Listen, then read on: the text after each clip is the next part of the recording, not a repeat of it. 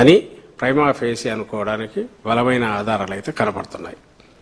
కాబట్టి ఖచ్చితంగా దీని మీద సిబిఐ విచారణ లాంటిదే జరగాలి, లోతుకు పోవాలి. పనిలో పని మిగిలిన కూడా తీసుకోవచ్చు. ఇప్పుడు ఎందుకు 14 నుంచి 24 వరకు ఇప్పటి వరకు యాజ్ ఆన్ టుడే రేట్లు ఏ రకంగా ఉన్నాయి, క్వాలిటీ స్టాండర్డ్స్ ఎట్లా మెయింటైన్ చేశారో మొత్తం కూడా ఆ పర్వీలోకి తీసుకొచ్చేసి ఎక్కడెక్కడ ఏమేమి అవినీతి జరిగిందో కూడా మొత్తం బయటకు తీయచ్చు. ఇప్పుడు జరుగుతున్న దాని మీద ప్రత్యేకమైన దృష్టితో దాన్ని చూసి దీన్నే ప్రధానంగా ఇది చేసుకుని ఈ 12 ఏళ్ళగా 14 నుంచి ఇప్పటి వరకు జరుగుతున్న మొత్తం దీన్ని కూడా ఆ పరిధిలో చేసి జరిపితే అసలు బండారం ఆధారాలతో సహా బయటపడుతుంది అనేది మా ఆలోచన. మీ మీడియా ద్వారా ప్రజల దృష్టి కూడా ఇదే తీసుకెళ్తున్నాం. చంద్రబాబు నాయుడు చేసినది ఏంటి అంటే తనకున్న దీనికి చాలదని ఇంకొంచెం దోచుకోవడం ఎట్లానే దాంట్లో ఒక ఇన్నోవేటివ్ పద్ధతిలో ఈ దుష్ప్రచారానికి నీచమైన ప్రచారానికి పాల్పడి గుట్టు చప్పుడు కాకుండా రేట్లు పెరిగేట్టు చేసి దాన్ని ఎవరు ప్రశ్నించే అవకాశం కూడా లేకుండా, ప్రశ్నిస్తే ఇదే వస్తుంది. ఎందుకంటే తక్కువ అంటే కల్తీ అంటారు ఎవరు భయంతో ఈ రేట్లు పెంచుకొని అదే స్టాండర్డ్స్ అవే వాటితో మెల్లగా అటు తిప్పి వీళ్ళని ఆటలో అరటిపండులాగా వాడుకొని ఈ కంపెనీలు అయితే రిమైన్ కంపెనీలు తనకు కావాల్సిన వాళ్ళకి ఇప్పించుకున్నారనేది మాకు కనిపిస్తున్న ఇది అదే ఆరోపణ మేము చేస్తున్నాం. Thank you very much.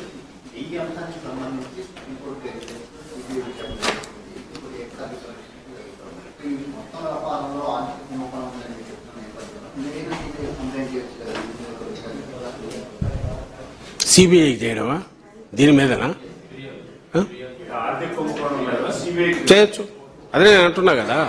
ఇప్పుడు మొన్న కనిపించింది ఒక పొలిటికల్ దీనిగా క్వశ్చన్ వేసేంత వరకు కనపడినవి చూసాం. ఇప్పుడేమో ప్యాటర్న్ కనిపిస్తుంది, ఒక మెథడికల్ ఇది కనిపిస్తుంది. నాట్ ఇదేదో క్యాజువల్ గా ఇదే కాకుండా ఓ సీరియస్ కుంభకోణం జరిగింది అనడానికి తగిన ఆధారాలు కనపడుతున్నాయి. కాబట్టి ఇవన్నీ పెట్టి దీని మీద జరిగితే బాగుంటుంది. దాని మీద ఎట్లా ప్రొసీడ్ కావాలనేది చూడాలి. బట్ ఇప్పుడున్న ఆధారాలు మీడియా సంస్థలు కొంచెం లోతుగా పోతే ఇంకా కొంత రావచ్చు. ఇప్పుడు ఆ పబ్లిక్ డొమైన్లో ఉన్న దాంట్లో మా వాళ్ళు తీసిన ఇన్ఫర్మేషన్ మా దృష్టికి వచ్చిన వాటితో మేము ఇది చెప్పగలుగుతున్నాం. బహుశా ఇది విన్నవాళ్ళకు కూడా ఇదేగా అనిపిస్తుంది నాకు అనిపిస్తుంది. ఎవరైనా ఏదో సంథింగ్ ఫిషీ ఏదో ఉంది, సమ్ మిస్చీఫ్ జరిగింది, ఫౌల్ ప్లే జరిగింది, సమ్ స్కామ్ జరిగింది అనడానికి బలమైన ఇది ఎక్కడ వస్తుందంటే రేటు 104%. అతి తక్కువ కాలంలో మార్కెట్లో రేట్లు పెరగకుండా ఇది పెరగడం అనేది, మార్కెట్లో ఇప్పటికే 500 చిల్లరకి ఇస్తున్నారు. ఒకటి 400కే పాలు దొరుకుతూ బయట ఘీ చేయగలగడం ఒకటి 420కి. ఇవన్నీ అయినప్పుడు ఎందుకు 650 700 చంద్రబాబు నాయుడు జంతువులకు అన్నాడు కాబట్టి 700 ఇస్తే 650 ఇస్తే అది మంచి నెయ్యి అనడానికి ఏం జస్టిఫికేషన్ కూడా తెలియదు. ఎందుకంటే నువ్వు క్వాలిటీ టెస్టులు పెంచలే, స్టాండర్డ్స్ పెంచలే, లేదా నీ టెండర్ దీంట్లో మూడు పెట్ల. రెండో యాంగిల్ అంత రేట్ వస్తున్నప్పుడు మరి ఎందుకు కంపెనీలు అట్రాక్ట్ కావట్లా అంటే ఏదో బలమైన శక్తి ఏదో వాటిని తనకు కావాల్సిన వాళ్ళని వచ్చేట్టు చేసి మిగిలిన వాటిని రాకుండా చేస్తుంది. ఈ రెండింటిని బట్టే అనుమానం పొలిటికల్ దీనికి పోతుంది. లేదంటే అక్కడ ఏదో కింది లెవెల్లో జరిగింది అనుకుంటాం, పర్చేజ్ కమిటీతో ఇంకోటో. ప్లస్ ఇప్పుడు పొలిటికల్ హెడ్ ఎవరైతే ఉన్నారో ఆయన ఉండేదే నెయ్యి వ్యాపారం, పాల వ్యాపారంలో ఉన్నాడు. ఆయనకు తెలుసు దాని రుచి ఎట్లుంటుందో, దాన్ని ఏ రకంగా దాన్ని పిండొచ్చో, ఏ రకంగా ఏం చేయొచ్చు అనేది. సో ఇవన్నీ కలిపితే ఇది మామూలు స్కామ్ కాదు, చాలా పెద్ద స్కామ్. ఖచ్చితంగా దీన్ని ఫిర్యాదు చేసే విషయం కూడా ఆలోచిస్తాను.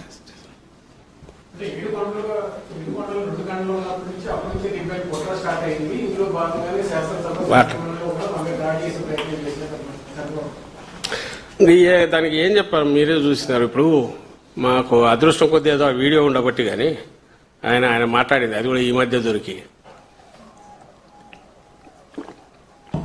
అంతకుముందు ఎప్పుడు ఆయన దబాయింపు ముందు తట్టుకోలేకపోయాం.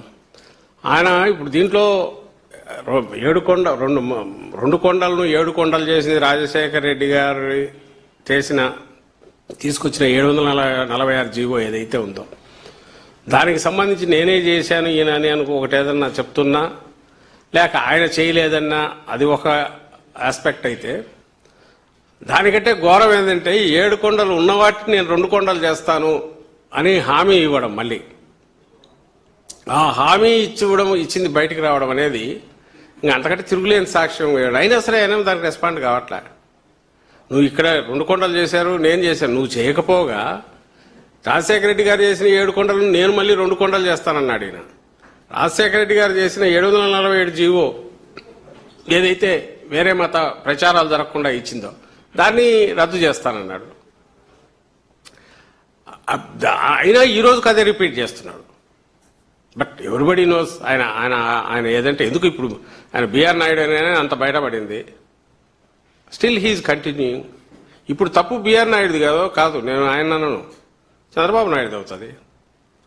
నీకు మా హయాంలో, జగన్మోహన్ రెడ్డి గారి హయాంలో ఒక వ్యక్తి ఒక పర్టికులర్ దీనికి, అది ఎంత పెద్ద ఇంత పొజిషన్ కూడా కాదు, ఛానల్కి భక్తి ఛానల్కి ఉన్న వ్యక్తి తను ఏదో ఫోన్లో వేరే వాళ్ళతో మాట్లాడడంలో ఇదిగా అన్నప్పుడు తెలిసినప్పుడే ఇమ్మీడియట్ అతను రిజైన్ చేయమని తప్పించడం ఏదో జరిగింది ఇమ్మీడియట్గా.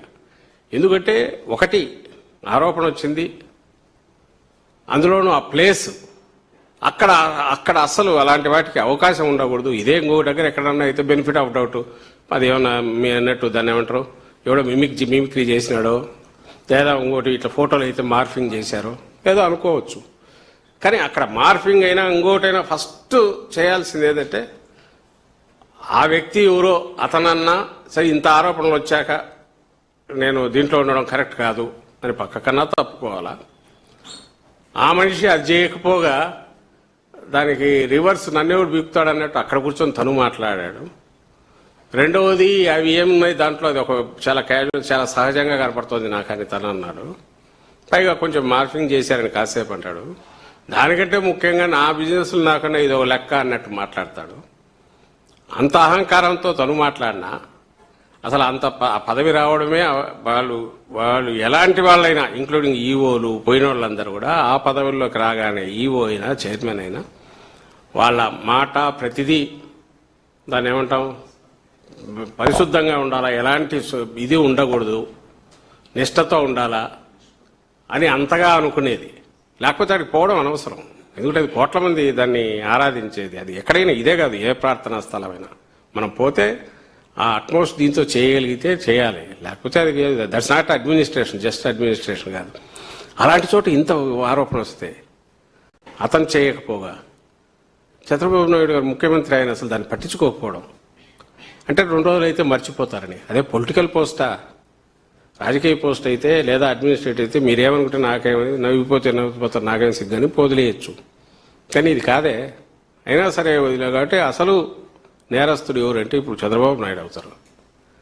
ఆయన అతన్ని బిఆర్ నాయుడుని తప్పించకపోవడం ద్వారా తాను కావాలనే ఇలాంటి వాడిని తెచ్చిపెట్టాడేమో అని అనుకోవాల్సి కూడా వస్తుంది. ఓ పక్క దాని లడ్డు పవిత్రత దాని మీద దెబ్బ కొట్టాడు, ప్రసాదం పవిత్రత మీద, దేవుడి దీని మీద.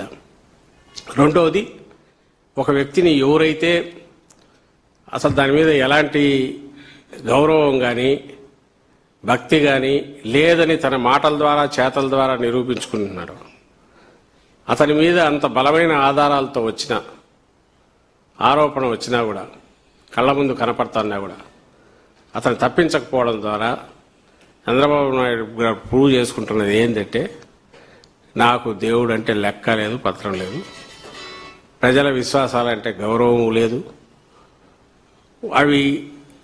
వాటిని లెక్కలేక వేసుకొని అనేది ప్రూవ్ చేసుకున్నాడు. అది ఇప్పుడు జరుగుతుంది.